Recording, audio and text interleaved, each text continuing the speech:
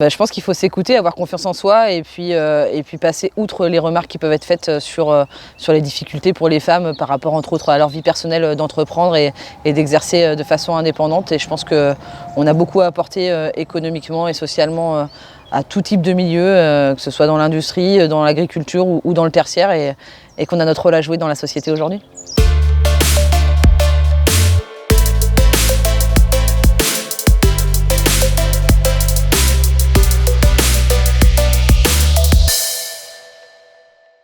Mathilde Olivier, bonjour. Ton parcours, tu es fille de vigneron, qui lui-même est fils de vigneron, qui lui-même est fils de vigneron, 7 générations de vignerons. C'est ça. Quand on est vigneronne, c'est vraiment dans l'ADN ? Ouais, c'est dans l'ADN. On grandit au milieu des vignes, on grandit au milieu d'une cave, on passe nos vacances à traverser les vignes, à participer aux différents petits travaux de ce qu'on est capable de faire en tant qu'enfant. Donc, ça fait partie de l'ADN et de tout ce qui va autour du monde du vin, la convivialité, être épicurien et partager de bons moments avec les siens. L'intérêt, la puissance, j'allais dire, de l'héritage familial fondamental pour se forger ? Alors oui et non, dans un premier temps, moi je l'ai plutôt rejeté. Je suis plutôt partie dans une voie un peu éloignée de la viticulture. Je suis partie dans l'agroalimentaire et finalement, qui n'était pas si éloignée. Et au fil de la maturité, des expériences, je suis revenue dans le monde du vin et je me rends compte que je suis bien accrochée, bien aimantée à ce milieu-là et passionnée par tout ce qui gravite autour du vin et de l'œnologie. Quand on est une femme dans un milieu agricole et de surcroît viticole, je dirais on acquiert finalement une meilleure confiance en soi ? On l'acquiert au fil des expériences parce qu'effectivement on est quand même confronté à certains clichés, à certaines remarques. On doit se battre un peu plus pour affirmer nos compétences, notre savoir-faire et montrer qu'on a une vraie crédibilité dans le milieu. Mais effectivement ça permet de grandir plus vite et de s'asseoir peut-être un peu plus, de façon plus pérenne dans ce milieu-là. Les premiers pas vers une forme d'indépendance économique, créer son entreprise, être œnologue conseil, ouais. Ça a été une décision longuement mûrie ? Ça a été une décision longuement mûrie, mais en même temps qui m'a permis vraiment de me libérer et de pouvoir exercer de la manière selon laquelle je voulais exercer, de mettre ma philosophie au service des vins et des vins de mes clients. Et même si voilà, ce choix s'est fait après quelques années d'expérience, c'est vraiment sans regret qu'aujourd'hui j'exerce avec cette liberté.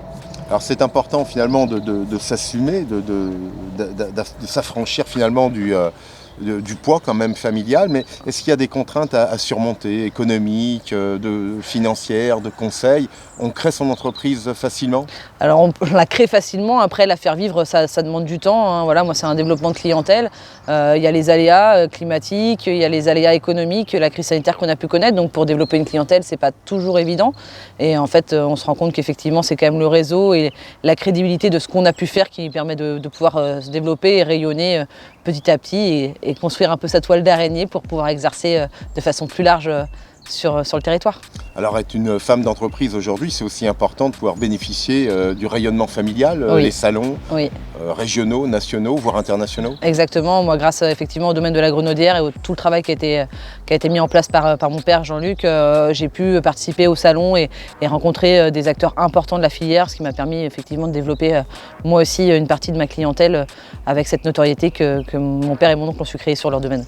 Alors, la présence des femmes est fondamentale, ta maman, ta grand-mère. Pour autant, ton grand-père, ton oncle Guy et ton papa, Jean-Luc, sont les vignerons. C'est ça. Un vrai projet de reprise, c'est-à-dire en tant que chef d'entreprise, œnologue conseil, demain, chef d'entreprise viticultrice. C'est ça, effectivement. Donc, voilà, la construction de mon projet personnel s'est fait. Aujourd'hui, j'exerce en tant qu'œnologue conseil indépendant et au fil des discussions et voyant aussi les situations évoluer, là, on est dans un projet de reprise avec un collègue œnologue sur le domaine de la grenaudière et ça va donner toute la pérennité au domaine et la suite familiale. La 8e génération rentre en marche début 2022.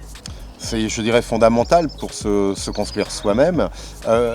Dernier clin d'œil, puisque quand on achète des terres, quand on achète là aussi une histoire, les banques sont faciles lorsqu'on est jeune à convaincre, facile à décider. Je dirais pas que c'est facile à convaincre, c'est un vrai travail, un travail stratégique, un travail humain qu'on a mis en place avec mon futur associé Stéphane Cotenceau.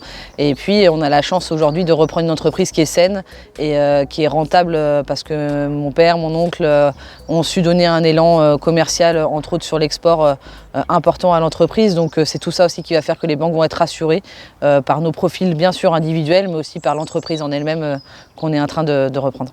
Le matin, quand tu te lèves, Mathilde, première idée qui te vient? Première idée qui me vient, c'est forcément des idées voilà, personnelles sur ce qui va se passer par la suite, les nouvelles cuvées, le nouvel élan, et puis toujours ce clin d'œil à ma famille et à tout ce qu'ils sont en train de nous laisser, de nous transmettre pour faire de grandes choses par l'avenir. Allez, un conseil à donner à toute femme, quel que soit son âge, qui voudrait se lancer dans l'auto-entrepreneur? Je pense qu'il faut s'écouter, avoir confiance en soi et puis passer outre les remarques qui peuvent être faites sur les difficultés pour les femmes par rapport entre autres à leur vie personnelle d'entreprendre et d'exercer de façon indépendante. Et je pense qu'on a beaucoup à apporter économiquement et socialement à tout type de milieu, que ce soit dans l'industrie, dans l'agriculture ou dans le tertiaire et qu'on a notre rôle à jouer dans la société aujourd'hui.